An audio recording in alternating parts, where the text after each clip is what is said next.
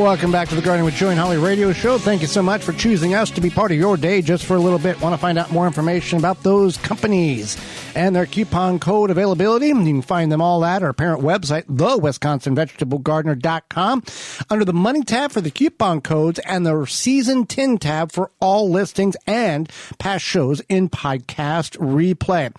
Supporting your plants, Holly. It is a form that growing up on the farm, for those who may not be aware, I grew up in a large agricultural farm in southern Illinois, and we grew a very large garden. That was just kind of the practice of people who were on a farm. You had plenty of space. We never trellised anything except for peas.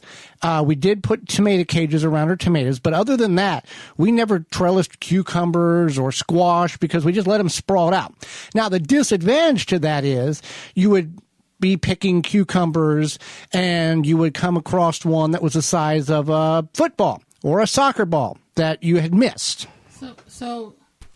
So how did you learn about trellising your items? Well, when we moved to a metropolitan area where space was limited, I'm just being sassy. You can only grow up. But it's it definitely is. I think like even if you have all this space, I feel like you should trellis stuff because of Joey had mentioned, and then also because of things like disease. You know, those tomatoes, if you don't see them or pick them fast enough, they can just kind of rot. Well, with tomatoes, if you do not trellis your tomatoes or cage them, you lose 50% of the harvest right off the bat. But then also, just kind of keeps pests away a lot of times. And tomatoes are a vine. Right. Makes it easier to see things, etc. So I definitely like trellising. I call it trellising or growing up, whatever you want to call it. And it's not limited to just like raised beds or in-ground gardens. You can trellis in a container. You can trellis in a straw bale. You can trellis in a 5-gallon bucket. You have to get a little bit creative, but it's still an option. And you can go to the big box store. You can go to your independent garden center and get very pretty trellises.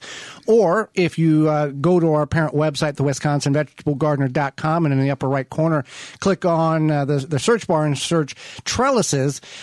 We don't care. We want it to be functional, not fashionable. We even made like a TP trellis. Yes. So where was that wood from? Limbs that our landscaping neighbor was going to throw out. Yeah. So anyway, speaking of the ones that you can buy at the garden center, typically are like a tomato cage type, or sometimes they're like, I think they're called like rose.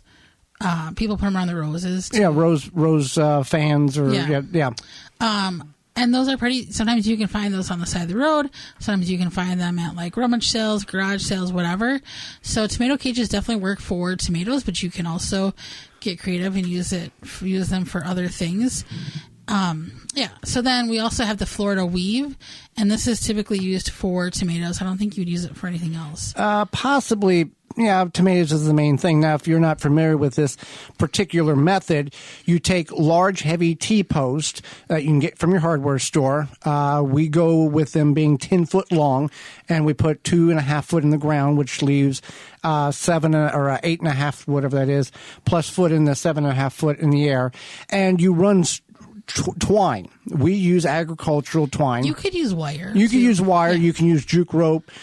We use the agricultural plastic twine that is used for the big round bales because you can get 20,000 feet for, $30. That's like 6.5 miles. You're never going to use all of it up. It doesn't biodegrade. It might be more now, but it's still very, very cheap when you think about it. So you put one row or you wrap it around the post to have one string on both sides of the post, and you put it very tight, and then you go up another 1.5 feet and another foot. So by the end of your working the way up, it looks like the side of a boxing ring or a wrestling ring. Instead of having one string, there's two, one on each side. So as the plant grows upward, you can spread the strings apart and lift the limbs of the tomato plant on top of these strings.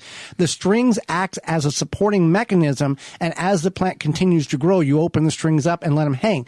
This advantage is you don't have to spend money on a tomato cage or cages, and tomato cages, you can't get the tomatoes too close because the tomato cages hit each other.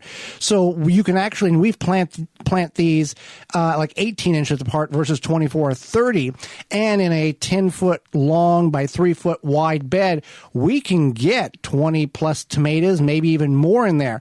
And you're very easily able to harvest these tomatoes, see what's going on, and by the end of the season, it's a giant shrub of tomatoes. And it works very, very well, and you don't have to worry about, and these strings hold a lot of weight. Now, we're only going 16-foot spans. If you're going 30, 40, 50-foot spans, you're going to need some supporting posts in amongst that row.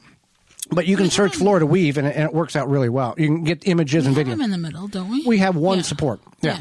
Okay. So the Florida Weave, then I'm going to have Joey explain what cattle panels are. Cattle panels. I know what they are, but you can explain it. They are 8, 12, or 16 feet in length, thick gauged metal fencing that is transportable, that in big ag industry on the farm, you can maneuver around and create pens for cattle or hogs or sheep or goat or whatever. So a lot of people will take a 16-foot one and buy from their garden center, or their home, or their hardware store or farm center, and fold it up in the back of a pickup truck, and then get it home, and they create archways between two raised beds, and they let gourds or loofahs or cucumbers hang, and you can pick them off that. You can also just put them in the up and straight up and down. They're 8, 12, 16 foot long, and then they can be anywhere from 4 to 8 foot tall, and you can do all kinds of different trellising and a lot of different plants to roll on them. When I first heard of cattle panels, I don't know why, but I thought it was like galvanized metal, like sheets of galvanized metal. Like totally. These are see-through. You can see little squares or rectangles. I thought this was like sheets of galvanized metal. And I was like, I don't know why, that doesn't make any sense. But I guess they're cattle panels because it is how you make cattle fencing. Yeah, it keeps the cows from jumping over because it's so high. You can also get smaller ones for sheep, goats, and hogs as well. All right, we also have baby crib. Yeah, baby cribs, not the cribs. Or the side railing, and what the mattress sits on, that spring. That spring works really good on anything because it's like 4 foot tall and 2.5 foot wide. You can grow anything on that. The railing, you invert those instead of going horizontal. You create a pyramid type. What do you call it? Pyramid, and had the like a triangle, like lean-to triangle, like an A-frame. Yeah, an A-frame. That's what we're looking for. And you can have we've grown cucumbers up it, and it hangs down. Works really well. Rubber coated fencing. That's another thing that you can do with this. We've found that a number of times on the side of the road. We have one that we use for peas. Yeah, works really well for peas, and we. So if you got that baby crib in the garage or basement, and you have decided, or your spouse has decided, that you're no longer going to have kids, this is a great way to utilize it in the garden. Right. You can paint it too if you want. You could. We did paint one. We paint one green. Yeah. I think. Yeah.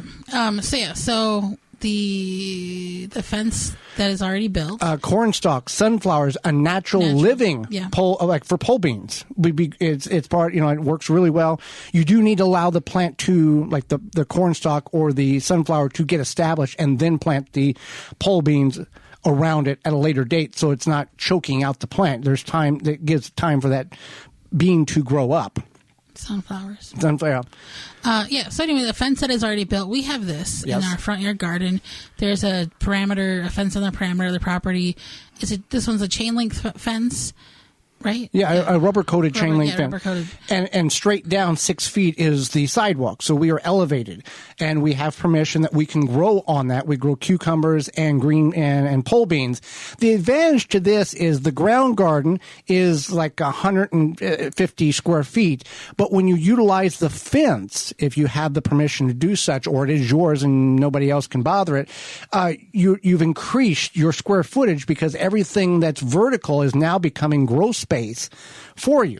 So if each panel is 4 foot by 3 foot, that's 4 foot by 5 foot, that's 20 square feet per section. That's a lot of space in which now you're vertical instead of horizontal. You maximize your space. Yeah, it makes a huge difference. And then you can do a DIY trellis where you have a center pole, And then you can take something like an old picture frame, or what else? What else could you use? Bicycle rim. Yeah. And then you suspend that with string, and it makes lots of strings. Every like inch 30, or so. 30 strings. Yeah. And you little hard to describe, but it works very well. You look at, if you go to your favorite search engine and search image DIY or custom made trellises, you'll be amazed at the creativity that people have utilized. And if you really want to get crazy, some people will actually take an old box spring, burn the material off of it, and utilize the spring portion itself as a trellis. So take it as you wish. We're talking about things that made in America and keep the garden outside. We have a product that is for you. Yeah, if you definitely want to keep the mud, slush, salt, anything outside, like that. Outside. You want to check out Scrusher Boot and Shoe Cleaner. It's the original multi-use, long-lasting boot scrubber. It is made from a weather-resistant steel frame and black UV powder-coated steel, and it's made for year-round use. They have different models. They have deluxe, the regular model, and then the big boot model. And any of these you can attach to like a porch, patio, cabin, shed, whatever. Door, whatever. Yeah. And you just take your boot, your shoe, whatever you may have, your clog, and you just put a couple passes through the scrusher, and it's going to get all of that nastiness off of your footwear. So you can find out more at scrusher.com. Use code NOMOREDIRT5 to save 5% off your order and free shipping.